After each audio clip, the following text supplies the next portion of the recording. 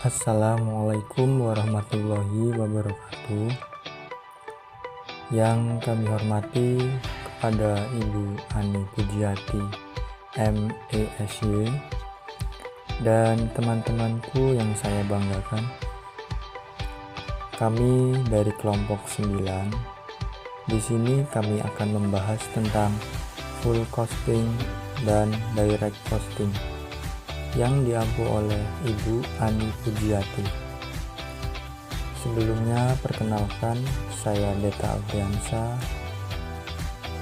dan di sini saya akan ditemani salah satu rekan saya yaitu Yani Lestari. Langsung saja kita tonton videonya.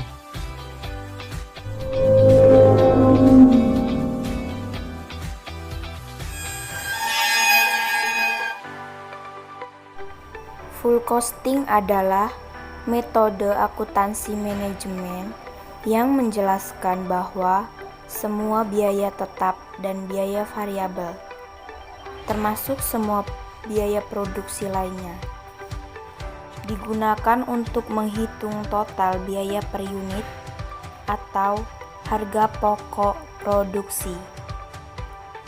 Menurut M. Samrin, full costing adalah metode penentuan harga pokok yang memperhitungkan semua biaya produksi dari bahan baku, biaya tenaga kerja, dan overhead tanpa memperhatikan perilakunya. Karakteristik metode full costing: biaya overhead pabrik, baik yang bersifat variabel maupun tetap, dibebankan kepada produk atas dasar tarif yang ditentukan di muka pada kapasitas normal atau atas dasar biaya overhead yang sesungguhnya. Selisih FOH akan timbul apabila FOH yang dibebankan berbeda dengan FOH yang sesungguhnya terjadi. Karakteristik metode direct costing: biaya overhead pabrik tetap atau fixed FOH diperlakukan sebagai period cost dan bukan sebagai unsur harga pokok produk, sehingga biaya overhead pabrik tetap dibebankan sebagai biaya dalam periode terjadinya. Dalam kaitannya dengan produk yang belum laku terjual, fixed FOH tidak melekat pada persediaan tersebut, tetapi langsung dianggap sebagai biaya dalam periode terjadinya. Penundaan pembebanan suatu biaya bermanfaat jika dengan penundaan tersebut diharapkan dapat dihindari terjadinya biaya yang sama periode yang akan datang. Perbedaan full costing dan direct costing. Pada metode full costing, biaya overhead baru akan dilaporkan ke laporan laba rugi perusahaan hanya jika produk sudah terjual. Pada metode direct costing, biaya overhead akan tetap dilaporkan pada laporan laba rugi periode perusahaan, terlepas apakah produk tersebut sudah laku atau belum di pasaran. Biaya overhead ini akan mengurangi pos pendapatan perusahaan.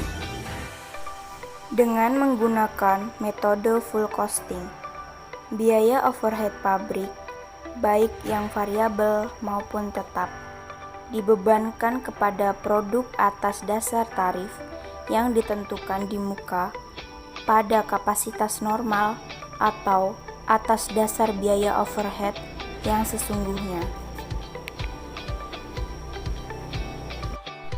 Selisih BOP akan timbul apabila BOP yang dibebankan berbeda dengan BOP yang sesungguhnya terjadi. Dengan menggunakan metode variable costing, biaya overhead pabrik tetap diperlakukan sebagai period cost dan bukan sebagai unsur harga pokok produk, sehingga biaya overhead pabrik tetap dibebankan sebagai biaya dalam periode terjadinya. Pertama, dalam kaitannya dengan produk yang belum laku dijual, BOP tetap tidak melekat pada persediaan tersebut, tetapi langsung dianggap sebagai biaya dalam periode terjadinya. Kedua, penundaan pembebanan suatu biaya hanya bermanfaat jika dengan penundaan tersebut diharapkan dapat dihindari terjadinya biaya yang sama periode yang akan datang. Laporan laba rugi. Metode full costing. Hasil penjualan 500.000, harga pokok penjualan 250.000, laba bruto 250.000, biaya administrasi dan umum 50.000, biaya pemasaran 75.000, total biaya 125.000, laba bersih usaha 125.000. Laporan laba rugi tersebut menyajikan biaya-biaya menurut hubungan biaya dengan fungsi pokok dalam perusahaan manufaktur, yaitu fungsi produksi, fungsi pemasaran, dan fungsi administrasi dan umum. Manfaat informasi yang dihasilkan oleh metode variable costing. Laporan keuangan yang disusun berdasarkan metode variable costing bermanfaat bagi manajemen untuk: yang pertama, perencanaan laba jangka pendek; yang kedua, pengendalian biaya; ketiga, pembuatan keputusan. Metode variable costing. Hasil penjualan 500.000 dikurangi biaya-biaya variabel.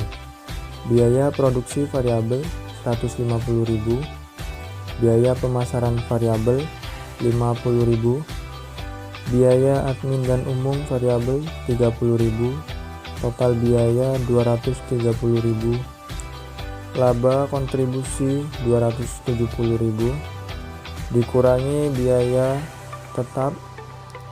Biaya produksi tetap 100.000, biaya pemasaran tetap 25.000, biaya admin dan umum tetap 20.000, total biaya 145.000, laba bersih usaha 125.000. Sekian materi yang kami sampaikan. Kami ucapkan Assalamualaikum warahmatullahi wabarakatuh.